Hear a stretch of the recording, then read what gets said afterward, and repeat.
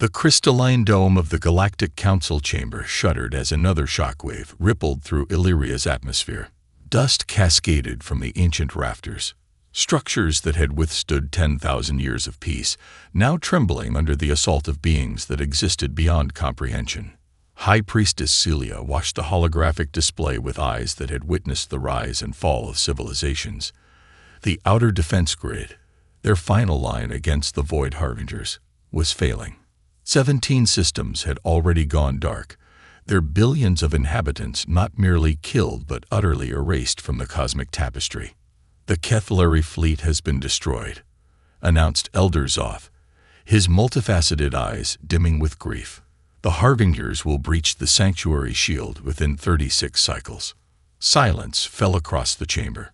Representatives of the 12 elder races, the first beings to achieve interstellar travel, the architects of galactic peace, faced extinction with quiet dignity. "There is one option we have not discussed," Xelia said, her voice barely above a whisper. All eyes turned to her, some with hope, others with dread. "The Forbidden Protocol." A collective gasp rippled through the chamber. Elder Morith, his crystalline form resonating with indignation, rose from his suspension field. "You cannot possibly suggest." "I can, and I will," Xelia interrupted, her 7-fingered hand slamming against the ancient table. "The Harbingers have consumed 17 systems. We are the last. There will be no galaxy left to uphold our principles if we perish." "You speak of summoning them," hissed Counselor Vex, the word dripping with fear. "The quarantined ones." Xelia nodded. "For 10 millennia, we have kept their world isolated, prevented their expansion beyond their solar system. We feared what they might become." The holographic display shifted, showing a small blue-green planet circling an unremarkable yellow star in the unfashionable western spiral arm of the galaxy. "They are violent," objected Elder Thrill, his gelatinous form pulsing with anxiety. "Unpredictable. They thrive on conflict when all evolved species seek harmony." "They are survivors," Celia countered. "While we crafted perfect societies, they clawed their way from the mud. While we eliminated hardship, they forged themselves in it. They possess something none of us understand, what their philosophers call the human spirit." Another tremor, stronger this time. Warning signals flashed across the display. 3 more defense satellites had fallen. "The decision must be unanimous," Elder Zoth reminded them. "The Forbidden Protocol requires complete consensus." One by one, the elders cast their votes, some immediately, others after agonizing deliberation.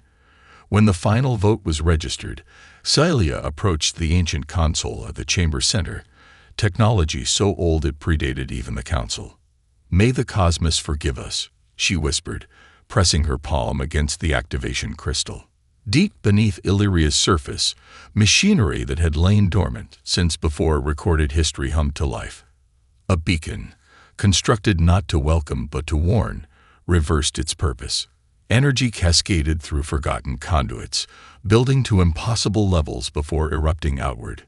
The signal tore through space-time, crossing galaxies in an instant, until it reached its target, a planet whose inhabitants had never known they were being watched. A planet quarantined not to protect its people from the galaxy, but to protect the galaxy from them. Earth. Commander Elisa Chen trudged through knee-deep Arctic snow, her breath crystallizing in the -40 degrees Celsius air. Behind her, 4 multinational special forces operators maintained strict formation. Above, 3 military helicopters circled the impact site, their searchlights cutting through the pre-dawn darkness.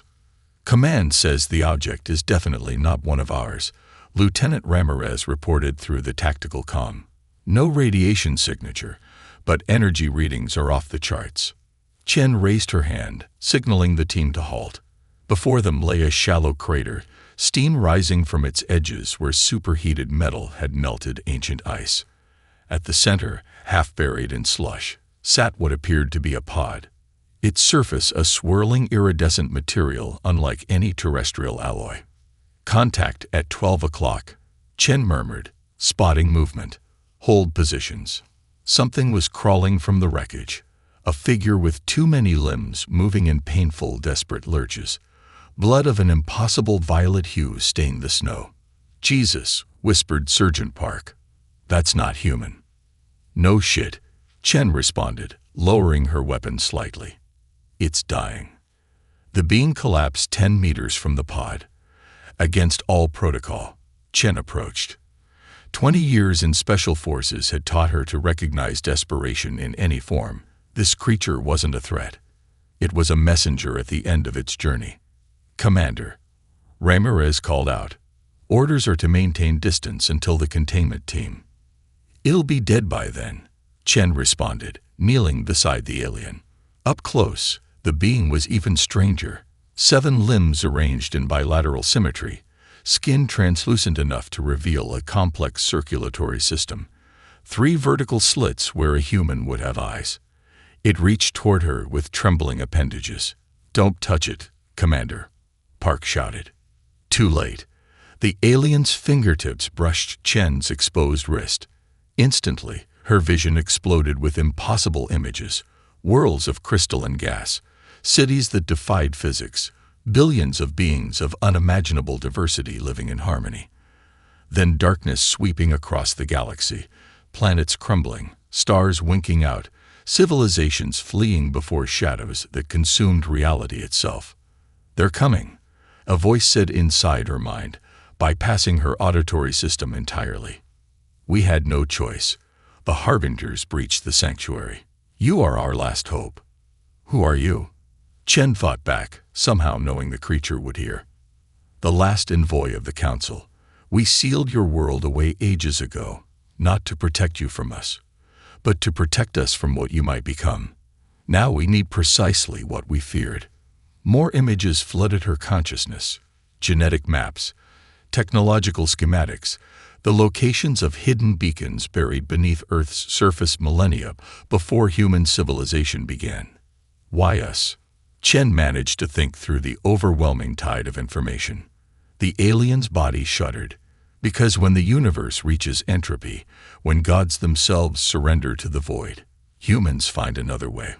Always, it is both your blessing and your curse. With a final, rattling breath, the envoy transferred everything: the complete history of a galactic civilization, the nature of the threat that consumed it, and the desperate plea of species facing extinction. Chen stumbled backward, blood trickling from her nose and ears. Her team rushed forward, catching her before she hit the ground. "Commander, what happened?" Ramirez demanded. Chen stared at the now-still alien, her mind reeling with cosmic knowledge, the terrible grandeur of what existed beyond Earth, and the chilling reason humanity had been kept isolated. "Get me a direct line to the Security Council," she ordered, her voice steady despite the universe unraveling in her mind. "And tell them, we are not alone. We never were. And the stars are going out." 6 days after first contact, the world had changed irrevocably. Ancient rivalries seemed suddenly petty in the face of cosmic revelation. For the first time in human history, all nations worked in unprecedented unity, a transformation that would have seemed impossible just a week earlier. Dr. Marcus Rivera hadn't slept in 3 days. As Earth's foremost sinolinguistics expert, he'd been airlifted to a hastily established international command center beneath the Swiss Alps. His task: decode the complete message embedded in Commander Chen's mind. The knowledge transfer wasn't just information, Rivera explained to the assembled leaders, his voice hoarse from exhaustion. It contains entire language structures, mathematical concepts that don't exist in human thought. It's like they downloaded their entire civilization into her brain. On the central screen, brain scans showed Chen's neural activity, patterns so complex they resembled galaxy formations.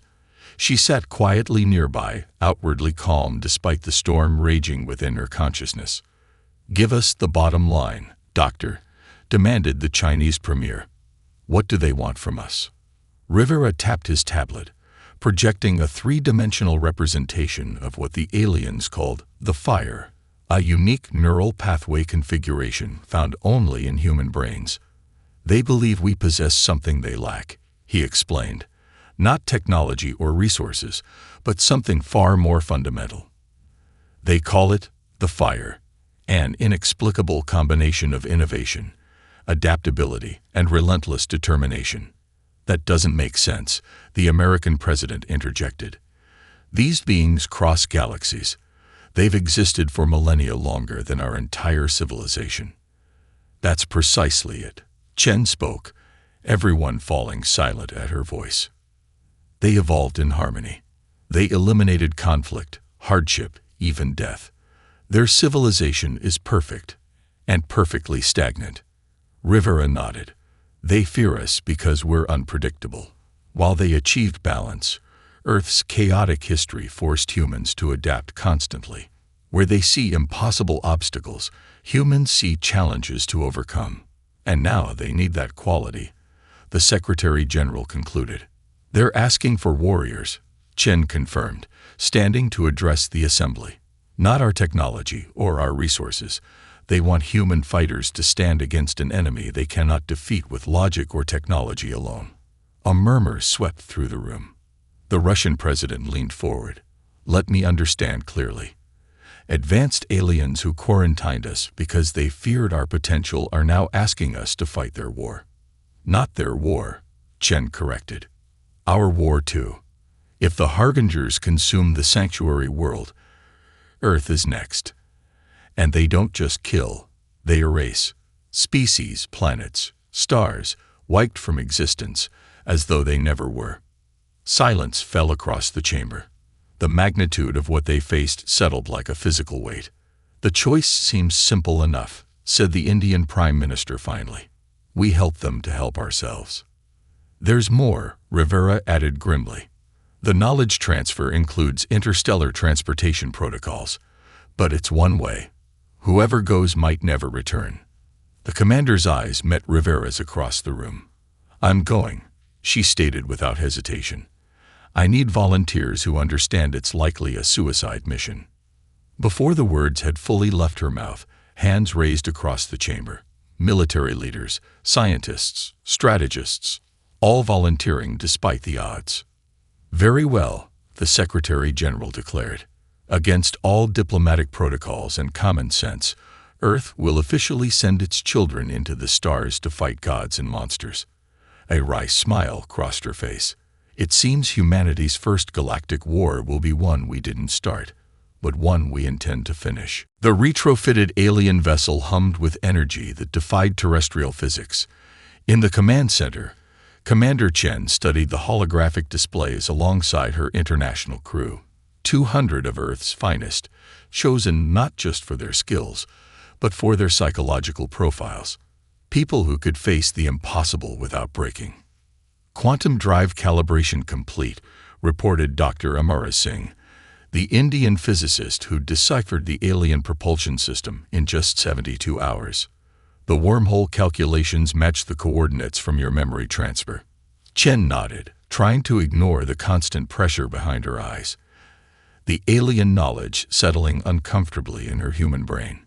Status report on all sections. Medical bay prepped for unknown xenobiology, confirmed Dr. Yoshida. Weapon systems integrated with the vessel's power core, added Colonel Vasiliev, his Russian accent thick with exhaustion. Comms array modify for quantum entanglement, reported Lieutenant Commander Okafor from Nigeria. If this works, we'll maintain instantaneous communication with Earth regardless of distance. Chen absorbed the reports silently. None of them mentioned the reality they all understood. They were attempting technological leaps centuries beyond human development, with no guarantee any of it would function as intended. 2 minutes to wormhole generation, announced Singh. On the view screen, Earth receded, beautiful, fragile, suddenly precious in ways none of them had fully appreciated before. Chen thought of the billions who would never know how close extinction lurked among the stars. Wormhole forming, Singh reported, her voice steady despite the impossibility of what they were witnessing. Space itself twisted before them, reality folding into configurations that human minds weren't evolved to comprehend. All hands, secure for transition, Chen ordered. The ship shuddered as exotic energies engulfed it. For a breathless moment that felt like eternity, they existed everywhere and nowhere. Their atoms stretched across incomprehensible distances before snapping back into coherence. And then, serenity. Transition complete, Singh whispered. We've arrived. Before them hung Illyria, the sanctuary world of the Galactic Council. Multiple suns bathed the planet in perpetual twilight, its surface glittering with structures that defied Euclidean geometry. We're being scanned, Okafor reported. Let them look, Chen replied. They invited us, after all. A transmission materialized on the command display, not audio or video, but a direct neural interface. Chen alone could interpret it. They're sending landing coordinates, she explained to her crew. And a warning. The council members are afraid of us. Afraid? Colonel Vasiliev scoffed. We're here to save them. Dr. Rivera, who had insisted on joining the mission despite the risks, stepped forward. They fear what we represent. While they evolved in environments that encouraged specialization and cooperation, Earth produced generalists who compete and adapt. Their neural structures are optimized for harmony with stable environments. Ours are designed to thrive in chaos. The ship descended through Illyria's atmosphere, passing floating cities and impossible landscapes. A delegation waited at the landing coordinates, beams of such diversity that human minds struggle to categorize them. As the airlock cycled open, Chen addressed her crew one final time. Remember why we're here. They didn't summon us because we're smarter or stronger or more advanced. They summoned us because when rational beings look at the void harbingers, they see inevitable extinction. She smiled grimly. But when humans see impossible odds, we see a challenge. That's what terrifies them about us. And that's exactly why they need us. She stepped through the airlock onto alien soil, the first human to set foot on another world beyond Earth's solar system. We're here to teach the stars how humans fight. The royal spire of the Kralzar homeworld trembled with King Vornak's unbridled fury. Holographic displays flickered with the remnants of the Sovereign Talon's transmission, a humiliation that cut deeper than any physical wound. Explain, he demanded, his voice a weaponized growl that had made entire civilizations cower. Sub-Admiral Krasnak knelt, his multiple eyes unable to meet the king's gaze. The once proud military commander now looked like a broken instrument. The human weapon. Our daughter. She did not just defeat us. She exposed us. The transmission played again. Lyra's voice, no longer the meek, disposable princess, cut through the chamber like a quantum blade. Strategic vulnerabilities. Communication protocols. The very architecture of Kralzar military doctrine laid bare for all to see. Vornak's rage transcended sound.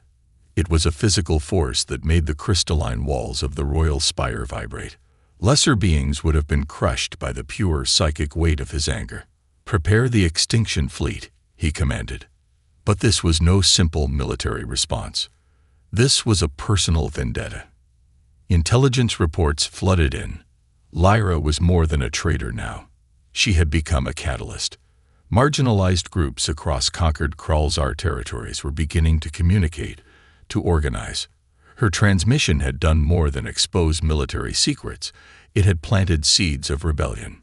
Dr. Elena Rodriguez watched the developing situation from the horizon, her fingers dancing across quantum-encrypted interfaces. He's going to overreact, she told Commander Harper. And that's exactly what Lyra wants. The Extinction Fleet was a monument to Kralzar military might. Thousands of biomechanical warships, each capable of sterilizing entire planetary systems. A weapon of absolute destruction, built on generations of unchallenged military supremacy. But Lyra had learned something the Kralzar had never understood. True power was never about destruction. It was about potential.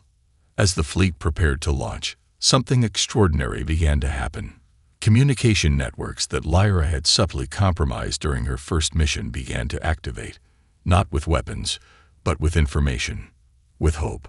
Vornak received the first report of internal disruption during the fleet's final preparation. Maintenance crews on critical warships suddenly refusing orders. Communication officers sharing classified information.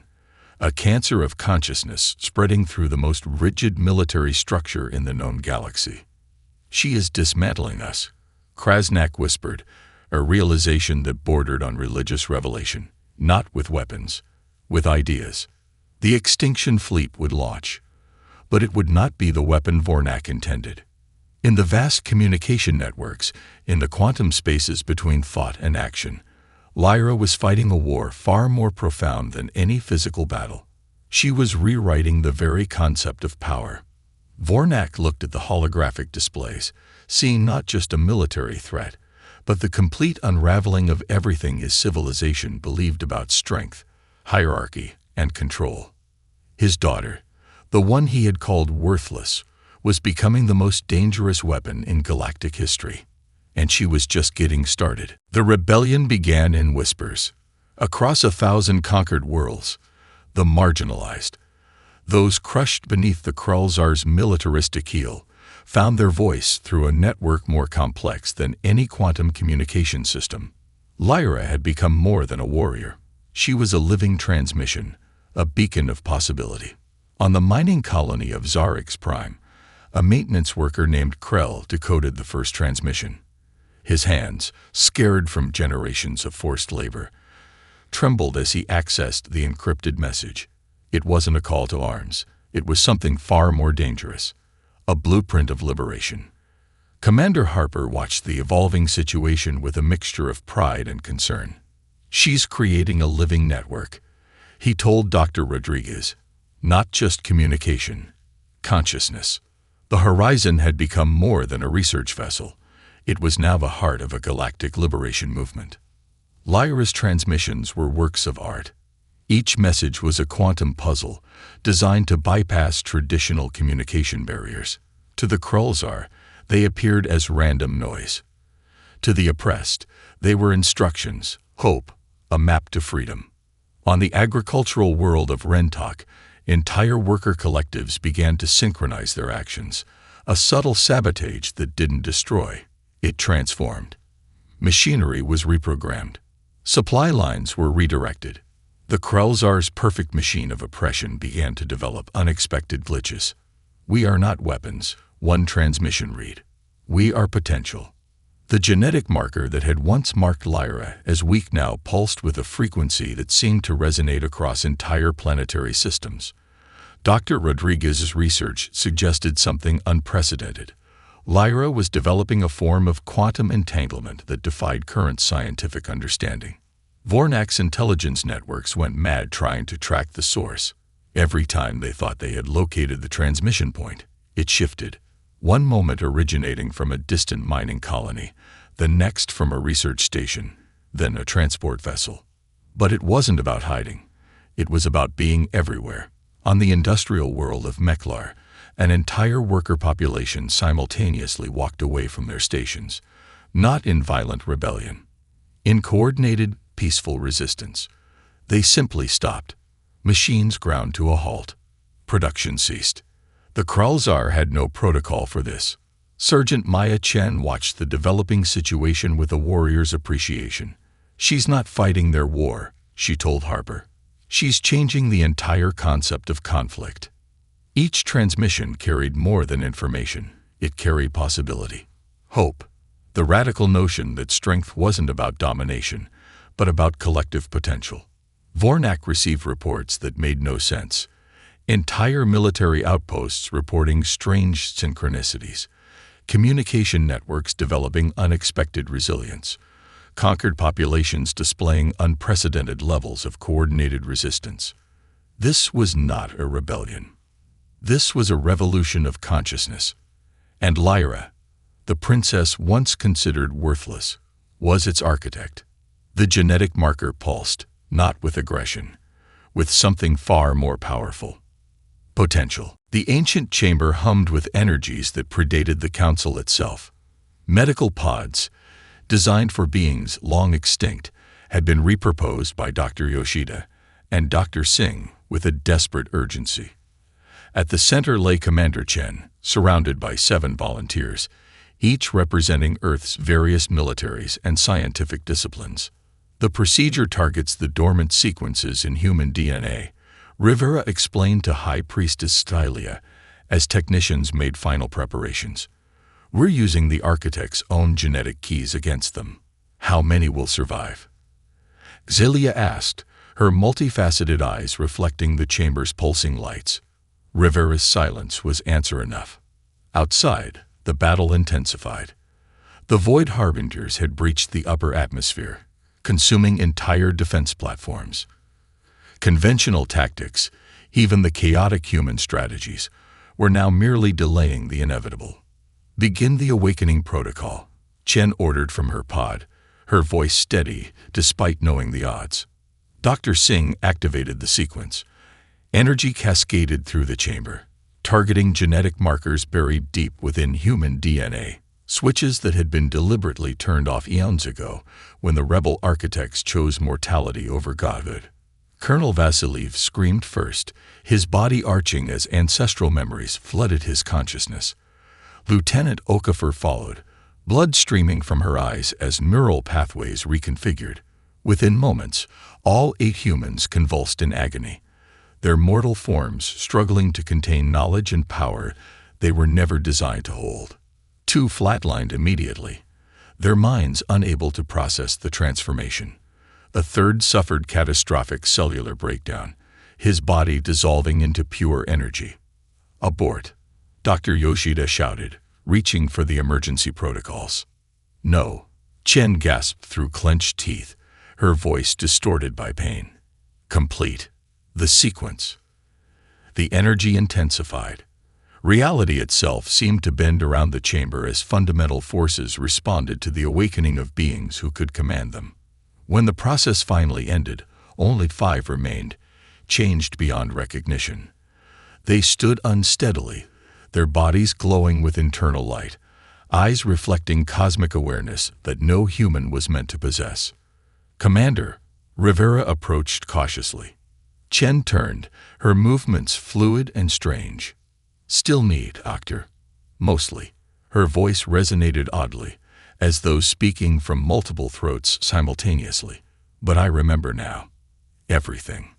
Before she could elaborate, alarms blared throughout the sanctuary. The Harbingers had broken through the final defenses. But they weren't alone. The architects, Xillia whispered in horror, reading the sensor data. They've come themselves. They sensed the awakening. On the command displays, massive structures materialized in orbit, impossible geometries housing beings of pure energy. Not weapons like the Harbingers, but the weapon makers themselves. They're afraid, Chen observed with a cold smile. They recognize what we've become. Can you defeat them? Elder Zoth demanded. Not as we are, she admitted. The awakening is incomplete. We've reclaimed knowledge, but not full power. We need time. Time is the one thing we don't have, Rivera pointed out as the sanctuary shield began to fail. Chen exchanged glances with the other transformed humans. Then we make time. They moved to the chamber center, arranging themselves in a pattern that seemed to fold space around them. Energy coursed between them, not the refined power of technology, but something primal and unbound. What are they doing? Xillia asked. Something impossible, Rivera replied, watching in awe as reality itself responded to human will. They're rewriting the rules. The transformed humans linked hands, their bodies becoming vessels for forces that had shaped creation. Chen's voice echoed with the weight of eons. The architects sought power through dominion. We choose power through connection. Let the gods learn to fear what they created. Energy exploded outward, enveloping the sanctuary world in a shield unlike any the Council had ever witnessed, a barrier forged not from technology, but from the very substance of human defiance. The sanctuary world Illyria hung suspended in an impossible bubble of reality, neither fully in normal space nor completely outside it. Within the shield created by the awakened humans, the Galactic Council watched in awe as Commander Chen and her transformed team prepared for the final confrontation. The shield won't hold forever, Chen explained, her voice resonating with harmonics that existed beyond conventional hearing. "We've bought hours, not days." The architect's vessels surrounded Illyria, their impossible geometries distorting space itself. Between them prowled the Void Harbingers, hungry shadows seeking entry to the last refuge of organized resistance. "What happens now?" Celia asked, her seven-fingered hand trembling slightly. "You've awakened, but you said yourselves. The process is incomplete. We can't match their power," Chen acknowledged. But humanity never relied solely on power. The transformed humans gathered in conclave, their bodies pulsing with energies that defied conventional physics. Dr. Rivera watched them closely, recognizing that despite their altered state, they remained fundamentally human, defined not by godlike abilities but by their choices. "The architects consume other species to fuel their ascension," Colonel Vasiliev explained, his Russian accent now overlaid with echoes of ancient tongues. "They believe power comes from domination." "We know better," added Lieutenant Okafor, her eyes reflecting star patterns from galaxies long extinct. "True power comes from connection." The shield rippled as the architects launched another assault. Fractures appeared in the barrier, hairline cracks in reality itself. "It's time," Chen decided. She turned to Elder Zoth and Celia. "Whatever happens next, remember, this is what humanity chooses to be." The 5 transformed humans moved to the center of the sanctuary, arranging themselves in a pattern that seemed to fold dimensions upon themselves. Where the architects attacked with overwhelming force, the humans responded with precision, targeting not the weapons but the wielders. "They're creating a psychic bridge," Rivera realized, watching the energy patterns. "They're linking their consciousness directly to the architects." Through this connection, the architects experienced something they had forgotten in their eons of ascension. They felt human emotion. Not just fear and anger, but compassion, sacrifice, and hope. Concepts alien to beings who had abandoned such weaknesses in their pursuit of power. For one breathless moment, the universe seemed to pause. The Harbingers froze in their advance. The architect's assault halted.